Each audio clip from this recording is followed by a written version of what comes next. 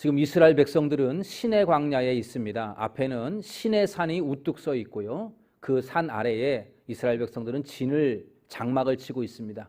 이제 이곳에서 오랫동안 머물러 오게 될 것이고 그곳에서 하나님과 언약도 맺게 되고 또 하나님으로부터 율법도 받게 될 것입니다. 지난 시간에 우리가 출애굽기 19장의 말씀을 보면서 하나님께서 이스라엘 백성들에게 율법을 주시기 전에 지금까지 어떻게 인도하셨는지를 말씀하셨는데 뭐라고 말씀하셨냐면 독수리의 날개처럼 업어 인도하셨다 이렇게 말씀하셨습니다. 그러니까 이스라엘 백성들이 자기 힘으로 자기 발로 걸어간 게 아니고 하나님께서 그들을 업고 인도하셨다. 그러니까 이스라엘 백성들 편에서 보면은 하나님의 날개 아래 업혀서 여기까지 왔다. 이렇게 지금 말씀하고 있습니다. 그리고 하나님께서는 내 말을 잘 듣고 언약대로 지키면 너희들은 나의 보물이 될 것이고 거룩한 제사장 나라가 될 것이다. 이렇게 약속하셨습니다. 다시 뒤집어 말하면 이런 겁니다. 너희들은 앞으로 나의 보물이다. 너희들은 나의 거룩한 제사장으로 특별히 너희들의 나라를 내가 사용할 것이다. 그러니 너희들 앞으로 내 말을 잘 듣고 행해야 된다. 그렇게 할래? 어떨래? 이렇게 지금 하나님이 말씀하시는 겁니다. 이러한 하나님의 음성 앞에 이스라엘 백성들이 반응을 하는데 우리가 읽지는 않았지만 19장 8절 말씀에 보면 이렇게 이들이 반응을 합니다. 여러분들 19장 말씀 화면 한번 보실까요? 백성이 일제히 응답하여 이르되 여호와께서 명령하신 대로 우리가 다 행하리이다. 모세가 백성의 말을 여호와께 전하매. 이스라엘 백성들이 이렇게 말하는 거죠. 네, 하나님, 우리가 하나님 말씀 잘 지키겠습니다. 언약대로 지키겠습니다. 이렇게 지금 응답을 한 겁니다. 마치 신혼 부부들이 결혼식장에서 서로를 향하여 네, 내가 남편을 사랑하겠습니다. 아내를 사랑하겠습니다. 이렇게 약속하는 것처럼 지금 이스라엘 백성들이 하나님 앞에 네, 하나님, 우리가 하나님 말씀대로 잘 듣고 그대로 행하겠습니다. 이렇게 지금 서약을 하게 됩니다. 이렇게 해서 하나님과 이스라엘 백성들이 이제 언약이 맺어졌습니다. 약속이 맺어지게 된 것이고요. 그리고 나서 하나님은 이제 이스라엘 백성들에게 율법을 하나하나 수여하시게 되는데 그게 이제 출애굽기 20장부터 레위기에까지 계속 이어져서 하나님의 율법의 말씀 조항들이 하나하나 그렇게 나타나게 됩니다.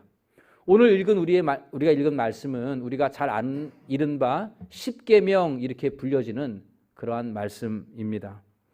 우리나라에는 헌법이 있죠. 헌법. 그리고 헌법이 있고 그 헌법의 조항들을 세분화한 것이 있는데 그것을 가리켜서 법률 이렇게 부릅니다. 그러니까 헌법이 있고 그 헌법을 세분화한 법률들이 우리 나라를 이끌어가는 근간이 되고 있습니다. 십계명도 같습니다. 십계명도 헌법적인 성격을 가지고 있고요. 그 십계명 바탕으로 하여서 세분화된 그 율법들, 그러니까 출애굽기 21장부터 레위기까지 쭉 나오는 그 많은 600개가 넘는 그 율법의 조항들, 이것은 법률적인 성격이 있다. 이렇게 우리가 보시면 틀리지가 않습니다. 우리가 오늘 읽은 말씀은 이 헌법 조항의 헌법적인 성격을 가지고 있는 십계명의 말씀들을 함께 보고 있는데요. 여러분 십계명은 거의 다 외우시죠.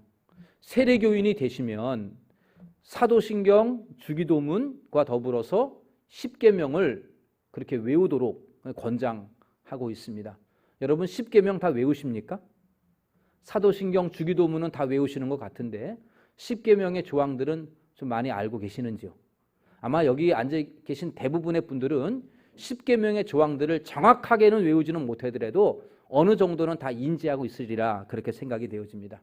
그런데 중요한 것은 누가 잘 외웠느냐 이거보다 그 말씀대로 사느냐가 더 중요한 것이죠. 주기도문을 외웁니다. 외우는 것이 무슨 의미가 있을까요? 그 주기도문이 나의 기도가 되어야 되겠죠. 사도신경을 잘 외우는 것이 무슨 의미가 있습니까? 사도신경대로 내 신앙의 고백이 되어야 되는 것이죠.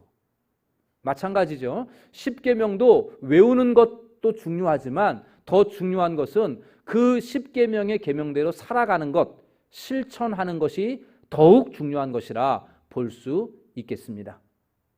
그러면 여러분 우리가 십계명을 왜 마음에 새기고 그 십계명대로 살아야 될까요? 십계명의 말씀이 과거 이스라엘 백성들에게 주었던 이 말씀이 오늘 나에게 어떠한 유익이 있을까요? 십계명대로 살아간다는 것은 나에게 어떠한 이 땅에서 유익이 있길래 하나님은 오늘 이 십계명을 우리 가운데 주실까요? 오늘 이 말씀을 통해서 우리 세 가지 하나님이 주시는 유익, 십계명대로 지킬 때에 어떠한 여러분들에게 유익이 있는가를 함께 생각해 보고자 합니다. 첫 번째로 십계명을 마음에 지키고 또한 마음에 새기고 지킴으로 인해서 여러분들은 하나님과의 관계를 지속할 수가 있습니다. 하나님과의 관계를 지속할 수 있다. 여러분, 하나님과 여러분들은 어떠한 관계입니까? 하나님을 여러분들은 아버지라고 부릅니다. 또요, 여러분들은 하나님을 주님 이렇게 부릅니다. 하나님의 사랑을 받고 있다는 얘기죠. 하나님의 인도하심을 받고 있다, 이러한 뜻입니다. 나의 주님을 따라가는 것처럼, 또한 내 아버지 하나님 안에 있는 것처럼 나는 하나님의 사랑과 하나님의 보호하심, 하나님의 인도하심을 받고 있다, 이러한 뜻입니다. 하나님은 여러분들을 사랑하시죠. 구원하셨습니다. 여러분들과 하나님은 아주 친밀한 관계입니다. 아버지와 아들처럼 아주 친밀한 관계이라는 것이죠. 십계명을 보시면 내용들이 독특한데, 너는 뭐뭐 하지 마라, 너는 무엇을 하라, 이렇게 되어 있어요. 원래 법을 보면, 여러분들 이렇게 세상의 법조항을 보면 너는 이라는 말은 없어요. 그냥 뭐뭐 하면 안 돼, 뭐뭐 해야 돼, 이런 법들만 있을 뿐이지 너는 이라는 말은 없습니다. 근데 여기 너는 이라는 말을 쓰고 있어요. 이 말은 마치 왕이 백성들에게 명령하는 것처럼, 또 주인이 종에게 명령하는 것 같은, 높은 사람이 낮은 사람에게 명령하는 듯한 그러한 말씀이 너는 뭐뭐 하지 마라, 너는 뭐뭐 하라, 이렇게 지금 되어 있습니다. 이렇게 너는 뭐뭐 하면 안 돼, 이러한 이 언약들을 가리켜서, 이러한 조약들을 가리켜서 뭐라고 부르냐면 종주권 조약, 종주권 언약, 이렇게 부릅니다. 종주권이라는 게 무슨 말이냐면 주인과 종, 그러니까 종과 주인이 맺어진 언약이라는 뜻이에요. 그러니까 종과 주인과의 관계.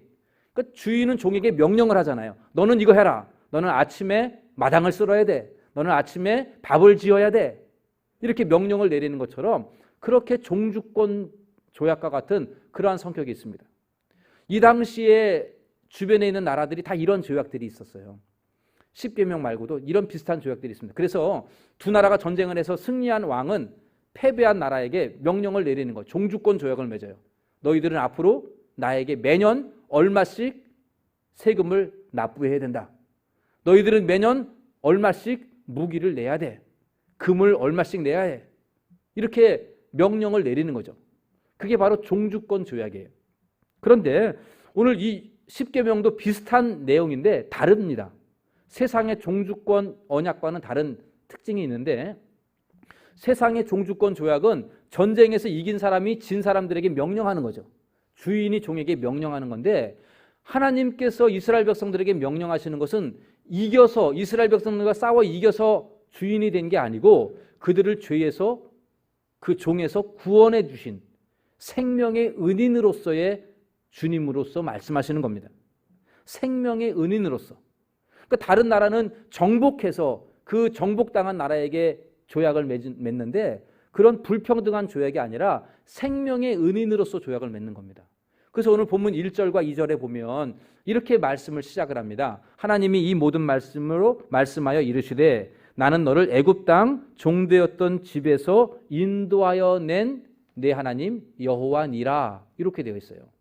그러니까 하나님을 가리켜서 내가 너희들을 애굽 땅에서 인도하여 내었다. 종되었던 데서 인도하였다. 쉽게 말하면 너희들 지금 종살이하고 있었던 그런 민족인데 내가 너희들을 구원하여서 내 백성 삼았으니까 이제 앞으로는 내 말 잘 들어. 내가 너희들의 이제 주인이야.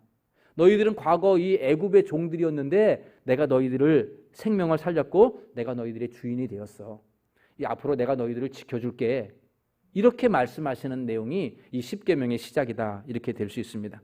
그러므로 이스라엘 백성들에게 이 십계명은 어떤 거냐면 마치 종주권 조약처럼 일반적인 주인이, 이긴 왕이 패배한 나라에게 맺는 이 불평등한 조약처럼 강제적인 조약이 아니라, 억지로 해야 될 일이 아니라 감사하는 마음으로 행해야 되는 것이죠. 감사하는 마음으로. 왜 그렇습니까? 구원해 주셨으니까. 이스라엘 백성들에게 자유를 주셨기 때문에 감사하는 마음으로 지켜야 한다. 하나님의 은혜에 감사하는 마음으로 이 십계명을 지키는 것이 오늘 이 십계명의 특징입니다.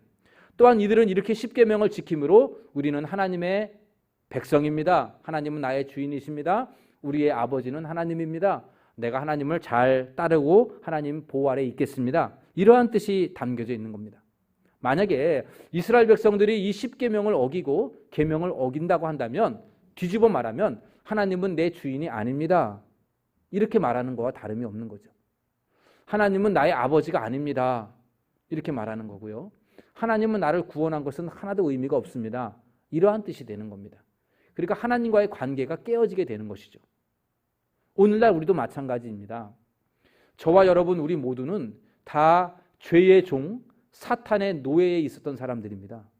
그런데 하나님께서 우리를 구원해 내셨죠. 죄의 종에서 사탄의 사슬에서 자유케 해주셨다. 우리는 그렇게 믿습니다.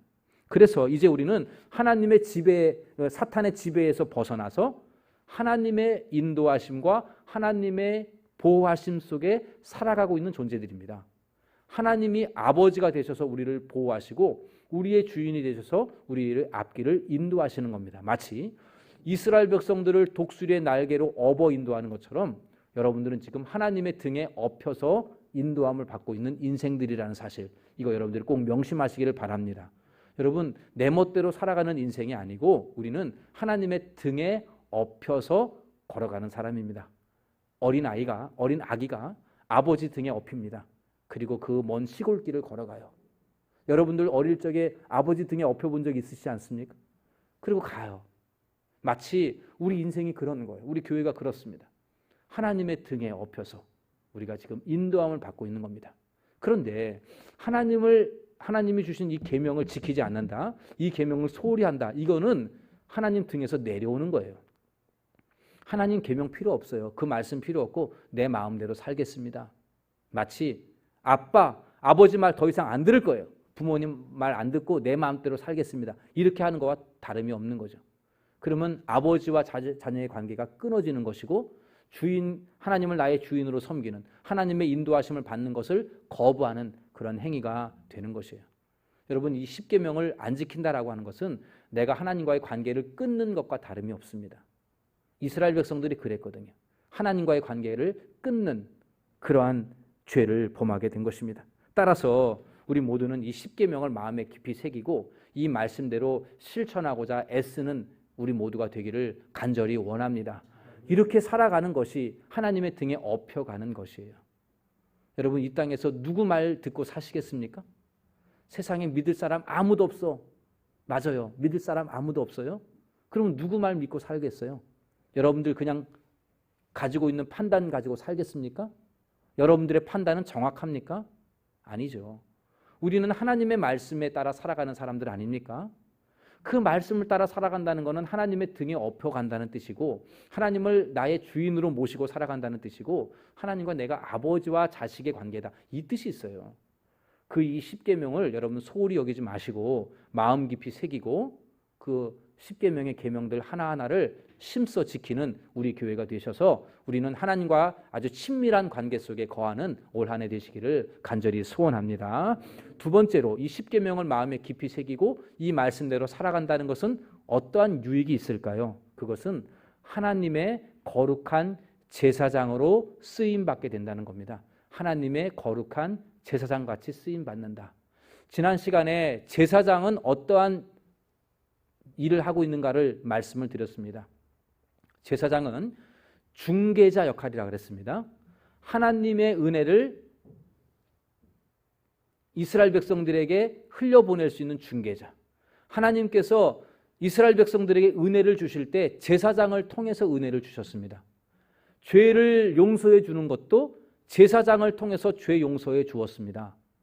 이스라엘에게 복 줄 때에도 제사장을 통해서 그 복이 흘러가게 되었습니다.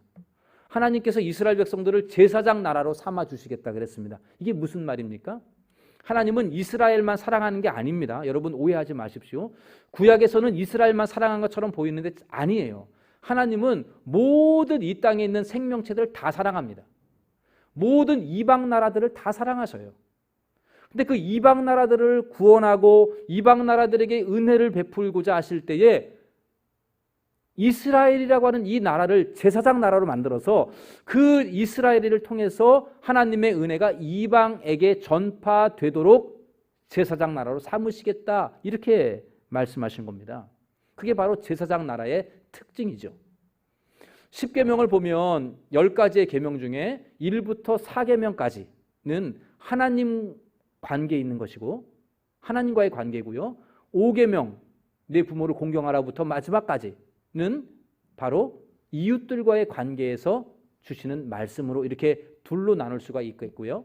10계명을 한마디로 요약을 하라, 아니 율법을 한마디로 요약을 하라 그러면 하나님을 사랑하고 이웃을 사랑하라, 이렇게 우리가 모든 10계명과 이 모든 계명 율법들을 간략하게 줄일 수가 있죠. 무슨 말이냐면 하나님을 10계명을 지킨다는 것은 하나님을 사랑하는 표현입니다. 하나님을 사랑하는 자에게 하나님이 사랑하시겠죠. 그러니까 하나님이 그러한 사랑, 이스라엘 백성들이 10계명을 지키면 하나님의 사랑이 그들에게 흘러갑니다.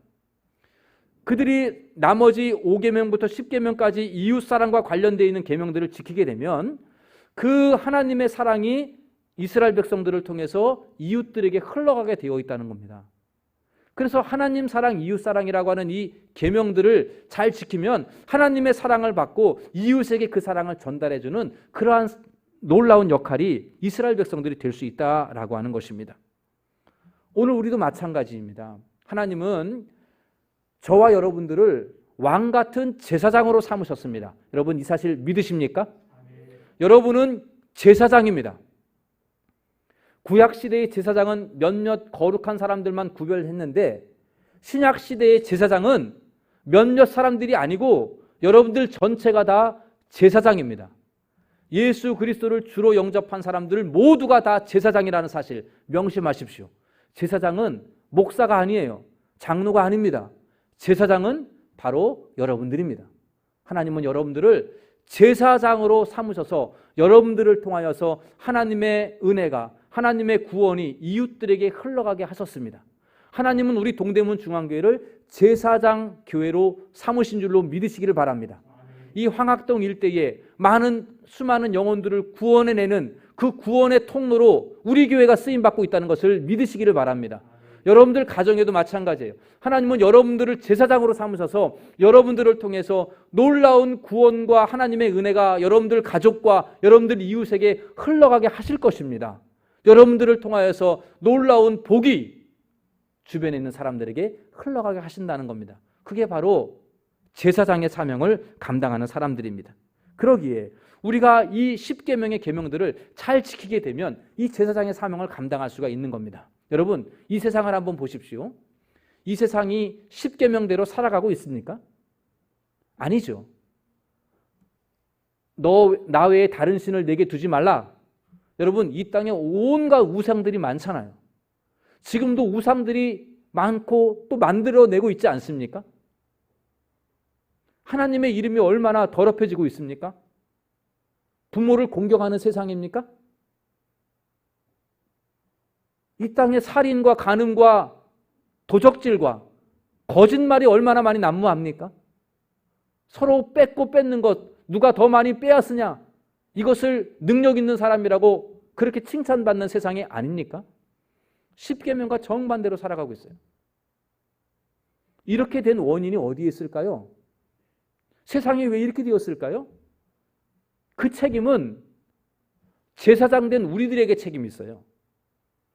우리가 10계명대로 살지 않으니까 제사장 나라의 그 사명을 감당하지를 못하는 거죠. 세상이 병들고 망가지는 원인은 교회에 있는 겁니다. 성도들에게 있는 거예요. 여러분 이 세상이 악하다고요? 예, 악한 세상이 된 원인이 누구에게 있냐는 거예요. 저와 여러분들에게 있는 겁니다. 보세요. 교회에도 우상이 얼마나 많아요? 하나님과 재물을 겸하여 섬길 수 없다 그랬는데 여러분 하나님하고 재물 중에 뭘 더 선택하시겠습니까? 우리 마음속에는 둘 다 있으면 좋겠다 그래요. 겸하여 섬기고 있다고요. 지금 자녀들이 우상이 되어 있지 않나요? 여러분 이 땅에서 내 마음대로 살아가는 거, 내 자신이 우상이에요. 내 자신이 우상이에요. 그냥 내 뜻을 펼쳐야 되는 거예요. 얼마나 우상이 난무합니까?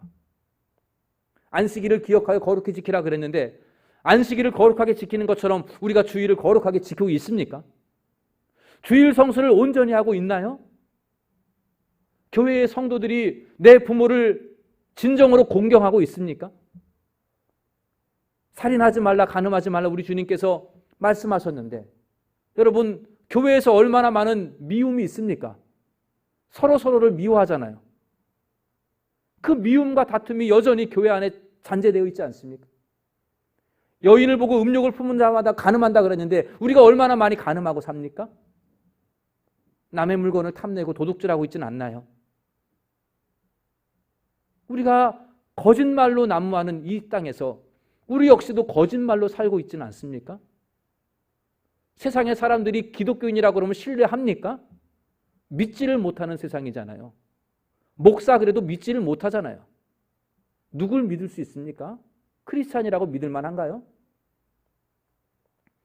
우리가 십계명대로 살지 못하니까 제사장의 직분을 감당하지 못하는 것이고 제사장의 직분을 감당하지 못하니까 세상이 이렇게 병들어 가고 있는 겁니다. 원인은 우리에게 있습니다.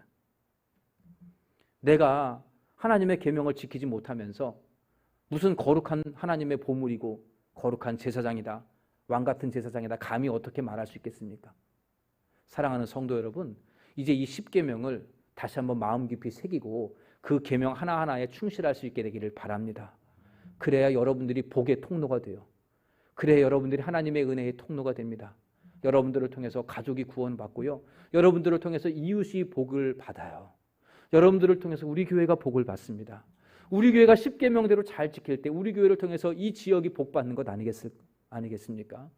우리 모두가 이 십계명을 깊이 마음에 새기며 실천해 나아가는 교회가 되기를 간절히 원합니다. 그래서 복의 통로, 제사장의 사명을 감당하는 우리 모두가 되시기를 간절히 소원합니다. 마지막으로 십계명을 마음에 깊이 새기고 그 말씀대로 지켜 행하면 어떠한 유익이 있는가? 뭘 받을까요? 복을 받습니다. 믿습니까, 여러분? 복을 받습니다. 오늘 본문 6절 말씀을 함께 읽어보겠습니다. 나를 사랑하고 내 계명을 지키는 자에게는 은혜를 베푸느니라. 예, 아주 귀한 약속이죠. 여러분, 일반적으로 종주권 조약, 앞에서 말씀드렸던 종주권 조약에는 그 계명을 지킨다고 해서 보상이 없습니다. 의무만 있을 뿐입니다. 우리나라의 법도 마찬가지죠. 여러분 오늘 오실 때에 교통신호 잘 지키고 오셨잖아요. 파란불에 건너셨잖아요. 그럼 법 잘 지켰다고 보상이 있습니까? 나라에서? 뭘 해줍니까? 없죠. 의무만 있을 뿐이에요. 의무만. 그런데 하나님의 법은 다릅니다. 하나님의 법은 종주권 언약처럼 그런 성격을 가지고 있지만 의무만 있는 게 아니고 보상이 주어졌다는 거예요. 복이 있다는 겁니다. 오늘 본문에 보니까 나를 사랑하고 나의 계명을 지키는 자에게는 몇 대까지요? 1000대까지 뭘 베푼다고요? 은혜를 베푼다. 이렇게 약속했습니다. 그렇습니다. 십계명은 의무만 있는 조항이 아닙니다. 무조건 지켜야 되는 무거운 법이 아닙니다. 십계명을 마음에 지키고 마음에 새기고 그 말씀대로 살아가는 사람들에게는 복이 약속되어 있습니다. 하나님의 큰 복이 준비되어져 있습니다. 하나님이 복을 1000대까지 주시겠다고 했는데 여러분들 자손 대대로 복을 받는다, 이러한 말씀입니다. 여러분, 십계명은 복의 말씀이에요. 하나님의 복을 받기를 원하십니까? 십계명을 지키면 돼요. 십계명대로 살아가면 복을 받습니다. 십계명을 어기고 나서 하나님의 복을 기대할 수는 없습니다. 우리 동대문 중앙교 성도님들이 이 십계명을 마음에 깊이 새겨서 모두가 다 복을 받게 되기를 간절히 소원합니다. 말씀을 정리해 보겠습니다. 오늘 우리는 이 십계명의 조항들 하나하나를 살펴보지는 않고 전체 계명을 함께 묶어서 살펴보았습니다. 오늘날 하나님의 자녀가 되고 하나님의 백성인 우리들에게도 이 십계명의 계명은 여전히 유효합니다. 여러분 성경책 앞에나 뒤에 보면 사도신경 주기도문과 더불어 뭐가 있느냐면 십계명의 말씀들이 있습니다. 이 십계명의 말씀들은 오늘 우리에게도 유익해요. 아주 유익한 말씀입니다. 이 말씀은 놀라운 유익이 있어요. 첫 번째 어떤 유익? 하나님과의 친밀한 관계 속에 있다. 하나님의 보호하심과 하나님의 인도하심을 받으며 하나님 앞에 엎이며 살아가는 삶이 바로 이 십계명을 지키는 것이다 그랬습니다. 또한 두 번째 어떤 유익이 있다 그랬습니까? 제사장의 사명을 감당할 수 있게 된다 그랬습니다. 여러분들을 통해서 복이 흘러가게 되는, 여러분들은 복의 통로가 되는 놀라운 축복이 이 십계명을 지킬 때에 그 제사장의 사명을 감당할 수가 있는 것이다 말씀을 드렸습니다. 마지막으로 이 십계명은 복을 받는 계명이다 라고 말씀을 드렸습니다. 이 말씀을 마음 깊이 새기고 이 말씀대로 하나하나 지켜 행하면 자손 대대로 복을 받는다고 말씀을 드렸습니다. 화면에 보시면 신명기에서 다시 한번 하나님께서 이스라엘 백성들에게 이렇게 명령하시고 약속하십니다. 4장 40절 말씀 우리 같이 읽겠습니다. 오늘 내가 내게 명령하는 여호와의 규례와 명령을 지키라. 너와 내 후손이 복을 받아 내 하나님 여호와께서 한없이. 여러분 얼마나 좋은 말씀인가요? 신명기 4장 40절 다시 한번 읽어봅시다. 다시 한번 이 내 말씀이라고 믿고 한번 읽어보도록 하겠습니다. 우리 가정에서도 함께 읽겠습니다. 오늘 내가 내게 명령하는 여호와의 규례와 명령을 지키라. 너와 내 후손이 복을 받아 내 하나님 여호와께서 내게 주시는 땅에서 한없이 오래 살리라. 아멘이십니까? 여러분 오늘 예수님 하나님께서 말씀하시잖아요. 신명기에도 다시 40년 지난 이스라엘 백성들에게 다시 한번 말씀하셔요. 내 명령 지켜라. 그러면 너와 내 후손이 복을 받는다. 그래서 내게 준 땅에서 한없이 오래 살게 될 것이다. 이 땅을 떠나지 아니하고 이 땅을 너희에게 줄 것이다. 그렇게 약속하셨어요. 역사적으로 보면 이스라엘 백성들은 이 율법을 버렸습니다. 십계명의 말씀들을 가차없이 버렸어요. 그래서 그들은 그 땅에서 쫓겨났습니다. 후손이 복을 받는 게 아니라 후손이 고통 가운데 거하게 되었습니다. 나중에 이스라엘 백성들이 우리 조상들이 잘못해서 그렇게 회개하잖아요. 다니엘, 에스라, 에스더 그 말씀을 보세요. 우리 조상들이 잘못해서. 사랑하는 성도 여러분, 여러분 이 십계명의 이 계명 하나하나를 다시 한번 마음에 깊이 새기시기를 바랍니다. 십계명은 과거 이스라엘 백성들에게 준 계명이고 나에게는 해당이 없는 말씀이다. 이렇게 생각하는 것은 하나님의 복을 걷어차는 행위이고요. 하나님과의 관계를 내가 스스로 깨어버리는 행위입니다. 여러분 우리가 영적 이스라엘이 되었다라고 한다면 이제 여러분 다시금 이 십계명의 계명들 하나하나를 마음에 새기고 그 말씀 계명 하나하나를 붙들고 씨름하는 여러분들이 되기를 간절히 소원합니다. 기쁨으로 지킵시다. 날 구원하신 하나님의 은혜, 나를 하나님의 자녀 삼으신 그 하나님의 은혜, 천국을 상속받게 하신 그 하나님의 구원의 은혜를 생각하며 감사하는 마음으로 이 십계명을 대하시기를 바랍니다. 그리고 그 말씀대로 지켜서 늘 하나님과 친밀한 교제 가운데 여러분들을 통해서 이 세상에 하나님의 복이 흘러가고 또한 여러분들 가정이 자손 대대로 하나님의 복을 받아 누리는 우리 복된 성도님들 다 되시기를 주님의 이름으로 간절히 축원합니다. 기도하겠습니다. 하나님 아버지, 오늘 말씀을 통해서 십계명을 다시 한번 마음에 새기게 하여 주심에 감사합니다. 날 구원하신 하나님의 은총에 감사하여 이 계명을 내 마음에 깊이 새기게 하여 주옵시고 또한 그 말씀대로 지킬 수 있도록 성령 하나님이여 우리에게 힘주시고 도와주시옵소서.